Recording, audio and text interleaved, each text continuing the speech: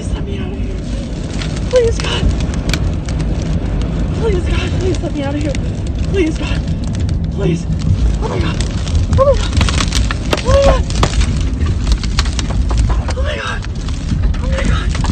Oh my God. As you drive around town, you'll see that it's a total disaster. Only a few buildings are standing.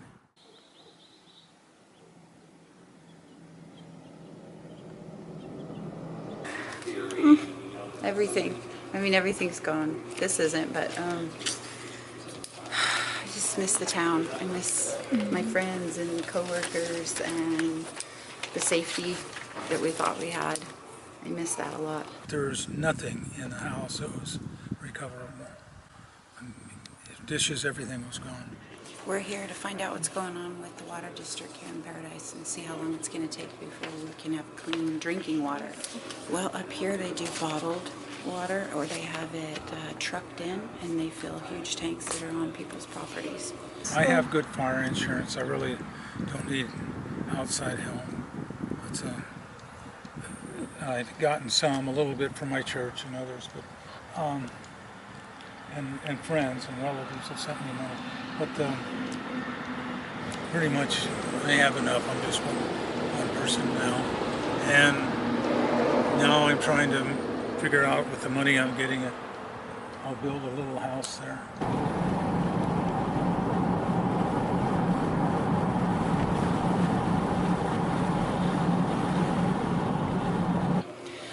The kids would be in school, at the school here, getting ready to graduate, a lot of them, because right now they're all at school at the airport. Yeah. Oh, in the airport? The airport. You know, all the different friends and how it worked. We hardly talk because it's still a shock. You know, it's been 120 days or something. We pray for them to adjust their lives, because after the fire, like 95% of the towns were destroyed. It's surreal. It's you just don't you can't comprehend that it's actually happening. You also have a massive respect all of a sudden for nature. It can go wrong fast, because I used to think fires could happen, and they did happen here, but I never thought it would take the town. Yeah, for a few minutes we literally thought we were going to die. And I never saw any warning or anything else. The houses over there and here, the road was about 3 o'clock. I thought I'd leave, and I drove up there, and the road was just terribly crowded with cars back to back. Well, we had fires about every 3 years. This thing wiped out the town in 8 hours. I paid 2 guys wages, and I said, "Where are you going?" "Oh, we're going up. There's a fire on the other side of town." And I turned to him. I said, "Well, I don't have to worry. It has to come clean through the town to get here." These power lines, I would still challenge the clearance on those. I would also ask that our government enforce supervisory kind of tactics with PG&E. I want them to be held accountable for every move. I want them to be supervised and watched closely in every area, because we're not the only ones who have been hit from something like that, because we still have Magalia up there. Magalia is exactly the way we used to be. So my fear is they're next. Something's going to happen. If they don't learn from this incident and get up there and start clearing a little bit, they're going to have the exact same thing. And the problem with Magalia is they even have less access to escape. If it continues and nobody does anything because they want to save money or make money, that's going to be a shame, because that means those people died for nothing. And I would hate to know my friends died for nothing. As for FEMA, the only thing I know of is that they have helped people who had no insurance and were renting, but mostly they help you get housing. They don't help give you money to start over or anything like that. And that's why we have so many that are in shelters down in Chico. We have a lot of our residents, and a lot of them are elderly. Do you need some volunteers more? We do. Yeah, okay. We need more help. We have a lot of elderly up here. That this long afterwards, there's still so many people displaced that still need a lot of help. Bridges International is a nonprofit organization. It's sponsored by a Christian organization, but we are open to students of all faiths and backgrounds. During our time in Paradise, we saw many homes that were burnt down. Only you can see the chimney is left standing. Everything else was turned to ash. Like this man, his name is Steve. He was in the Marines. Only he and his daughter lived at this home, but he had just bought it 1 year ago, and he had done a lot of work to the house to make it how he wanted it.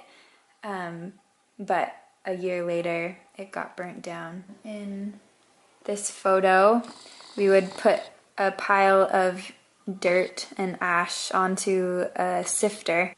After every home that we finished, we would gather together to pray with the family and to encourage them. And many of the families were very touched by having us there to help them. Actually, one of them just lost her home in a flood in Indonesia. And so this was her way of coming and serving. And even though she couldn't help her native people in Indonesia, being so far away, she knew that she could come and help some people from Paradise. As you drive through the town, maybe this building is gone, but this building is still here, and the next building is gone. And I think my heart felt heavy, and I didn't really quite know how to process.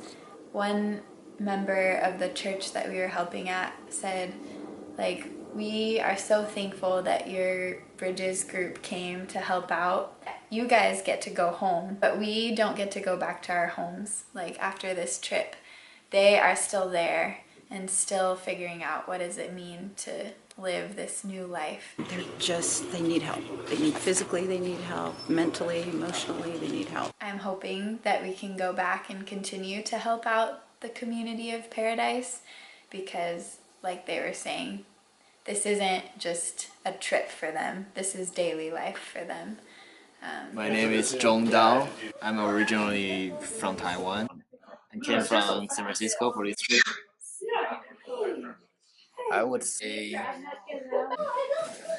showing that people do care about this community and maybe be more receptive when they move to the new cities and show them that they are cared, because I think a lot of them moved out and they have to adjust their lives in the new environment.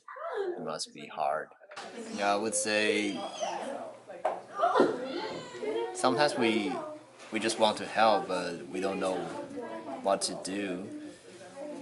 But I think that's from my friend's experience. She said sometimes the best way to show that to help is just to be there, to show that you cared about them. And it's not like, oh, you have to say, oh, I can relate to you, but you just need to be there when they need help and be supportive to show that what they are experiencing, you care.